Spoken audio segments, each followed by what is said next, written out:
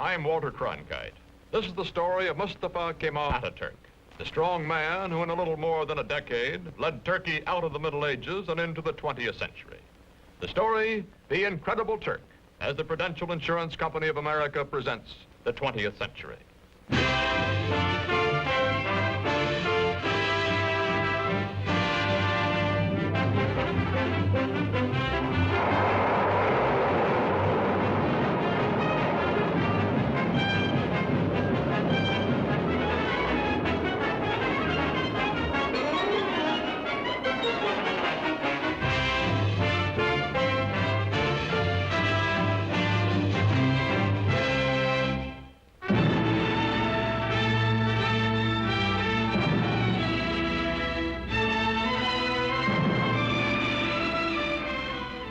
In the Middle East today, chaotic, vulnerable to Soviet expansion, Turkey, modern, powerful, and a rarity in this area, pro-Western, is prepared to defend herself against any aggressor.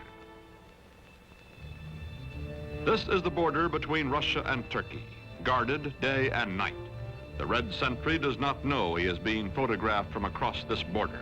He feels that he is being watched. He is also suspiciously watchful.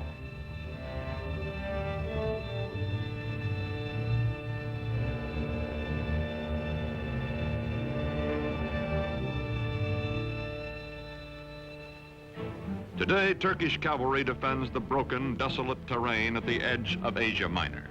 These cavalry squadrons are part of the strongest fighting force in the Middle East, the Army of Turkey, a democratic-minded member of NATO, military partner of the United States.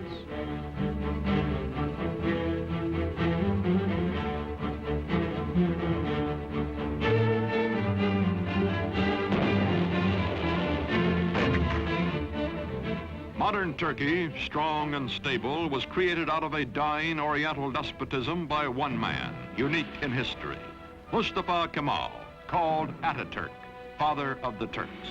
In a moment, this story, The Incredible Turk. By 1900, the Ottoman Empire, land of many races and religions, has lost her ancient tolerances and her world position, is reduced from medieval splendor to medieval squalor. Ruled by inept autocrats, ruined by foreign wars and exploited by foreigners, the people are sunk in poverty, lost in lethargy, mostly illiterate. The Turkish Empire continues to exist only because the European nations cannot agree among themselves to dismember her.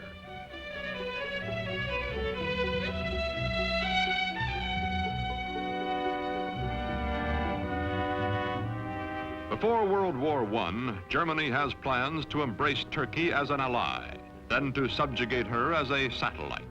To visit the sick man of Europe, as Turkey is called, comes the German emperor himself, Kaiser Wilhelm II. He is received with more than ceremony. His glowing promises, such as the Berlin to Baghdad Railroad, are believed by the Sultan and his government, and even by the nationalist-minded Young Turks. When war comes, Turkey will waver between her old friend Britain, allied with her hereditary enemy Russia, and her new friend Germany. On October 29, 1914, Turkey takes into war, on the Kaiser's side, her obsolescent army.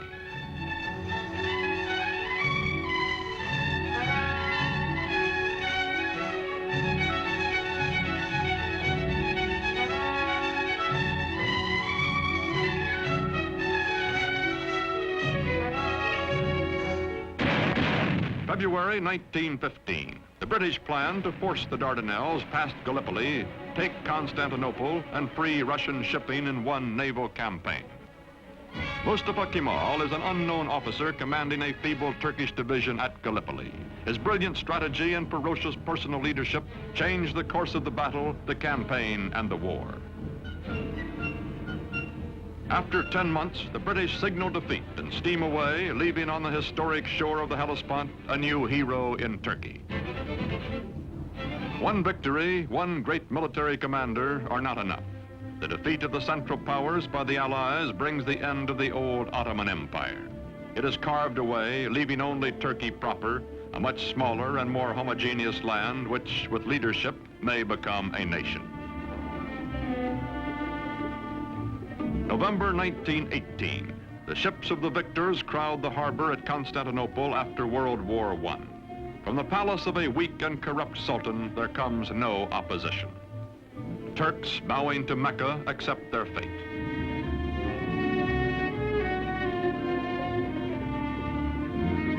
From France and from Great Britain, occupation troops disembark to take over the ancient capital.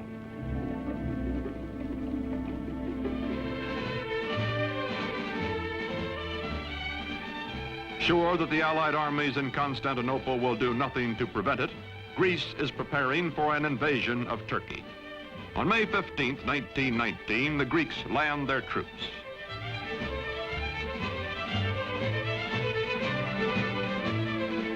In Ankara, in the heart of Turkey, Mustafa Kemal organizes the Turkish liberation movement, takes command of the Free Turkish Army. From far off Constantinople, the Sultan repudiates him, but Mustafa grimly swears that he will gain Turkey's freedom or die.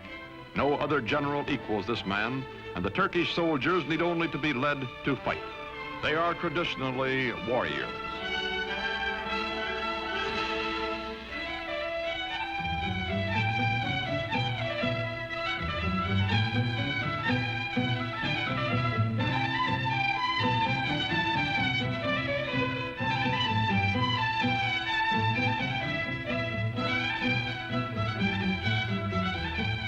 Quickly, Mustafa Kemal gathers the forces of an occupied Turkey under his almost unchallenged domination.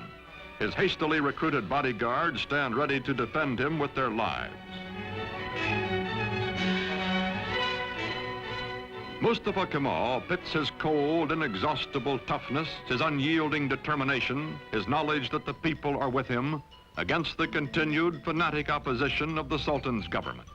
Ammunition must be made by hand, by old men and hungry workmen, boys and children. Mustafa Kemal's Turkey is going into battle with the Greeks.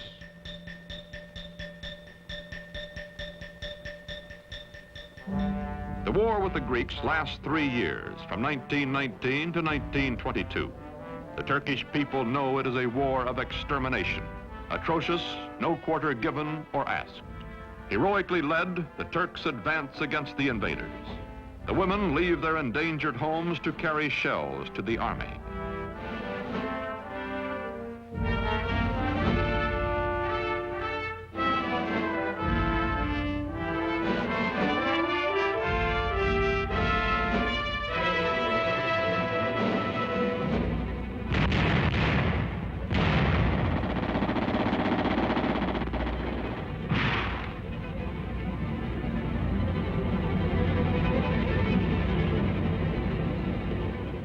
September 1922, the Greeks are driven back to the Aegean Sea. Offshore, Allied rescue ships stand by. Into the seaport of Smyrna, called Izmir by the Turks, pour thousands of Greeks, joined by sympathetic Christian minorities, fleeing before the armies of the man whom the British call the most terrible of all the terrible Turks. From the ships, bread comes to the docks for the desperate refugees. Bread so that they may live another day.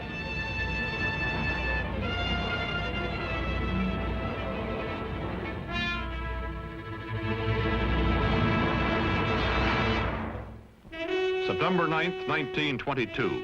The Turks enter Smyrna, last stronghold of the invaders. They take vengeance against the Greeks for whole Turkish villages wiped out, for their kinsmen massacred. The burning of Smyrna, the final atrocity that both the Greeks and the Turks disavow, ends a war that has become an unendurable nightmare for both sides. Its polyglot population takes to the sea as the flames destroy the great Homeric city.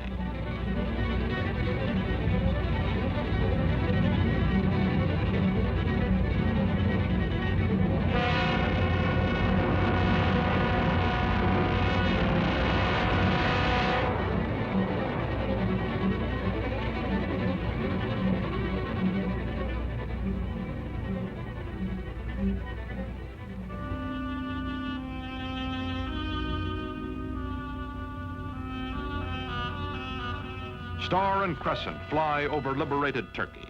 Mustafa Kemal Pasha, married to a woman of Smyrna who personifies his ideal of Western freedom for all Turkish women, is chief of state and supreme commander of the army. With the winning of the war, he removes his uniform, never to wear it again. He is now granted dictatorial powers by the elected National Assembly.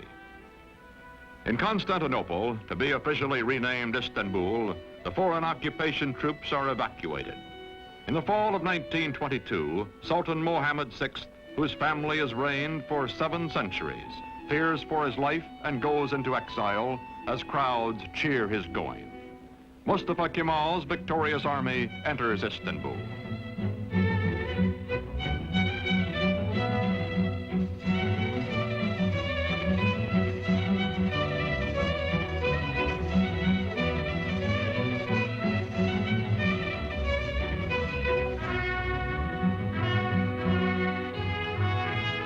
First president of the First Turkish Republic, Mustafa Kemal, during the 1920s, keeps his limitless wartime powers and his command of the army, makes the hard, dry town of Ankara his capital.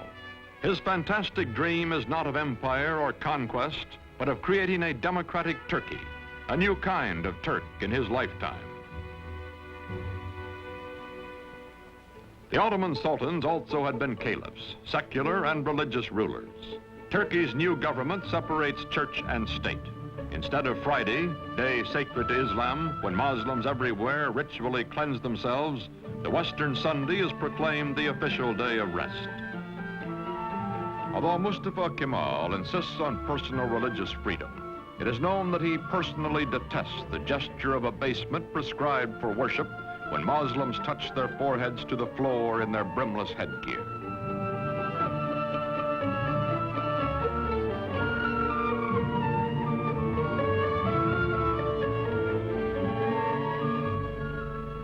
To Kemal, this headgear, the fez, symbolizes Turkey's Oriental fatalism and ignorance. He will abolish it.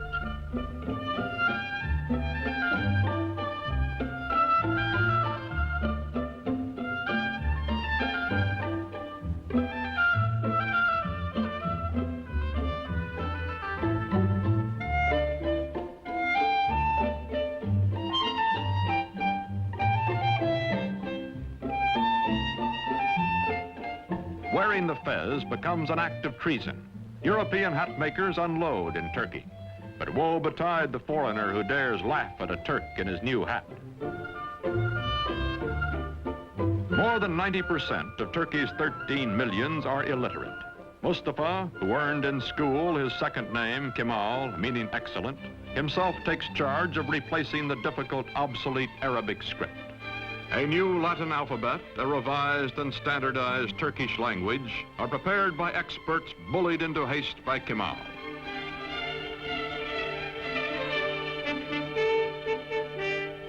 To make a modern nation capable of government by the people, all Turkey must be sent to school.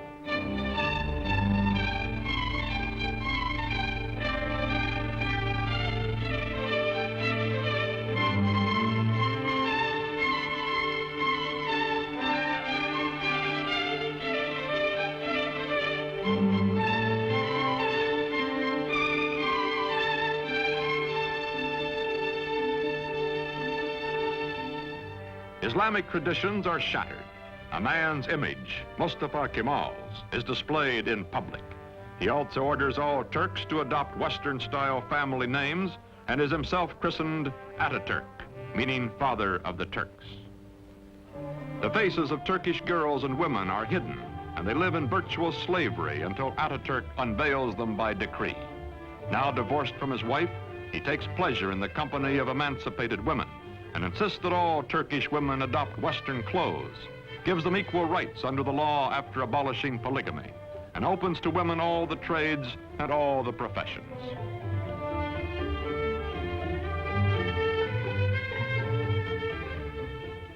Atatürk, who has eaten the black bread of poverty and lived in the front lines of war, acquires the trappings of power. His proud, fiercely disciplined bearing, which annoyed his superior officers years before, does not change now that he acknowledges no superiors. The men around him treat him as emperors and primitive chieftains and modern dictators are treated. Flatter and yes him, seek the smallest of privileges, such as lighting his cigarette.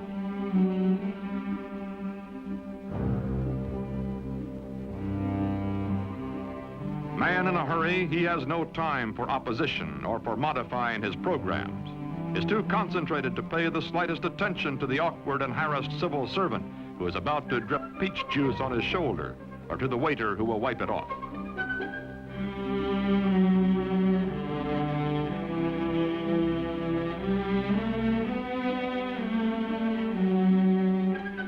Although gossip is rife of his spare time affairs with women, of private drunken orgies by which Ataturk relieves long periods of relentless labor, this monarch in mufti never loses his public dignity, even at play.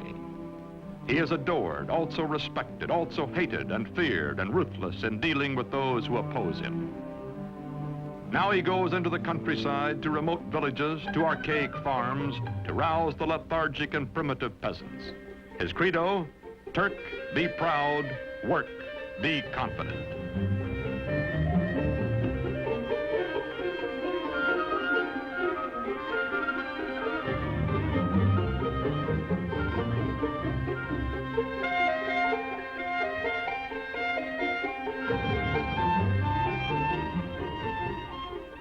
There are two ways of conquering, says Ataturk, by the sword or by the plow.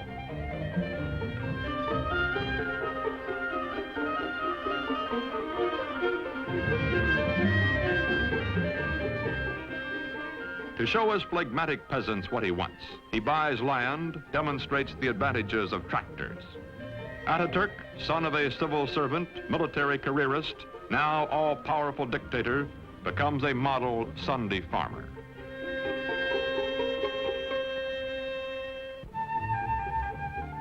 The world is anxious to restore good diplomatic relations with Turkey. From the United States comes Ambassador Joseph Clark Grew.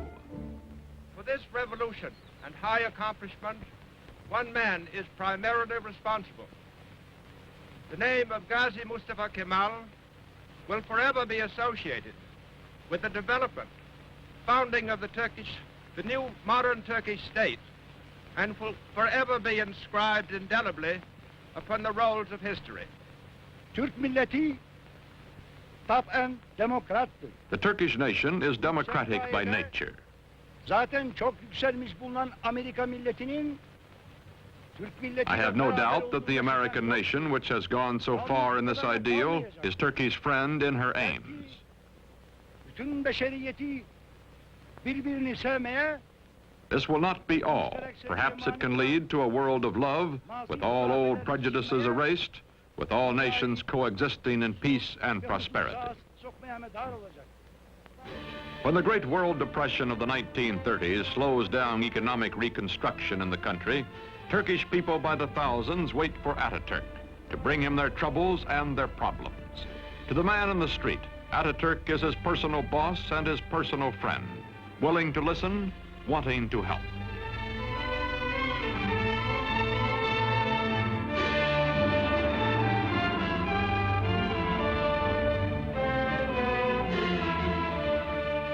All over the country, Ataturk preaches the ways of the West, scolds and harries workmen to carry out his forcible plan for industrializing the Turkish Republic.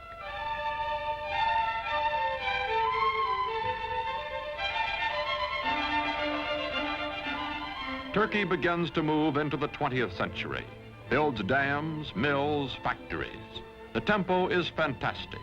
Industrial production under Ataturk increases tenfold.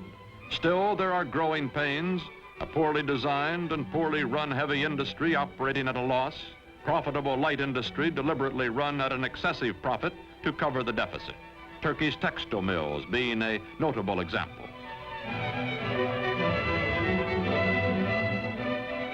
The European nations compete briskly for Turkish trade, for her surpluses, her chrome, and her tobacco, in exchange for the manufactured goods, machinery, and arms she imports. Turkey's foreign relations are excellent, but war is in the offing. Ataturk hopes Turkey can remain neutral, as indeed she will do during most of World War II. But meantime, he must mend his defenses and re-equip his neglected army, a bayonet army from an earlier era of belligerence.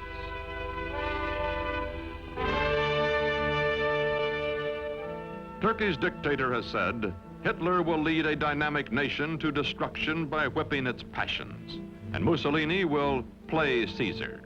Time is proving him right. Aging now, Ataturk gives his personal fortune to the nation, lives quietly, spends time teaching the youngest of his 6 adopted daughters the alphabet he made all Turkey learn.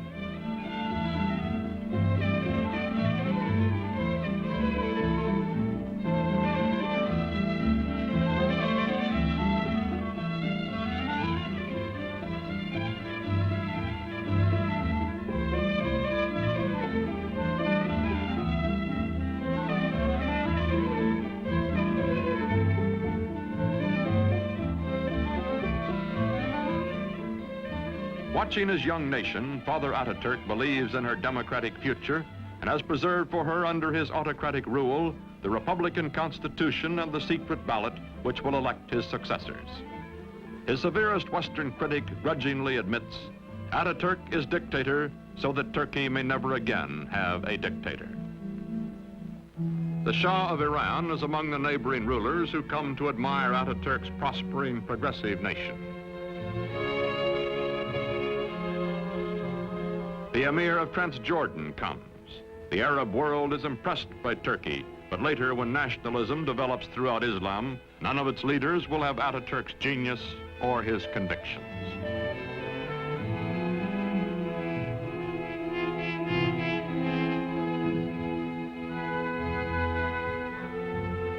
An ailing Ataturk spends much time aboard the yacht presented to him for his health by the Turkish people.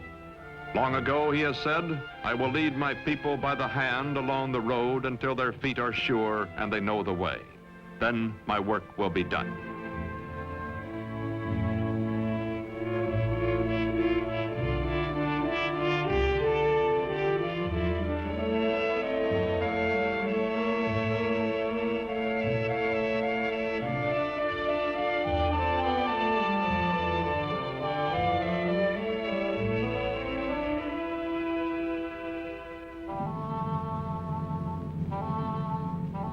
On November 10th, 1938, Ataturk dies at the age of 58. 13 years of his life he spent in active warfare fighting for Turkey. For 15 years, until his death, he was our first president and absolute ruler. His last command is that his successor be one who will follow his course. İsmet İnönü is that man.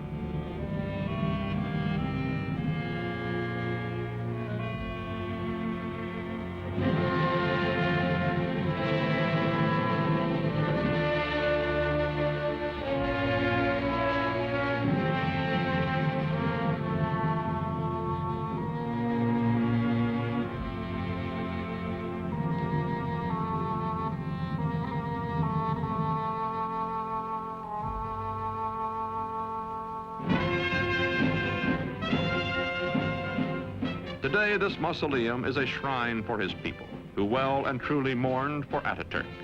Marching past in fighting trim, the soldiers of Turkey are the sons of the ragged forces who followed him to fight for Turkish independence 40 years ago.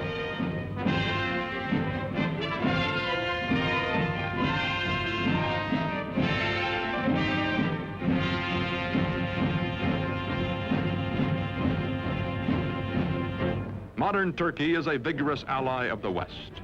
She welcomes not only foreign products, but the foreign bases and men on her soil to help defend her way of life and her NATO alliance. Not all of her problems have been solved, however. Her economy is heavily bolstered by, some say virtually dependent on, Western aid. Her democracy is still far from perfect, and historians still argue about Ataturk, the man who in less than 2 decades made Turkey over. His methods, his tyrannies, his personal habits. Yet none denies the staggering achievements of the incredible Turk.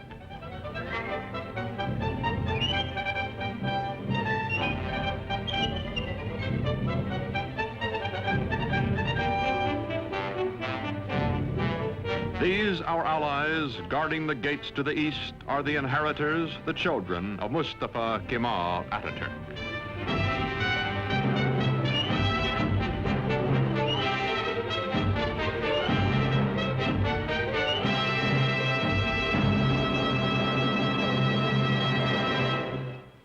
story of next week's episode in a moment.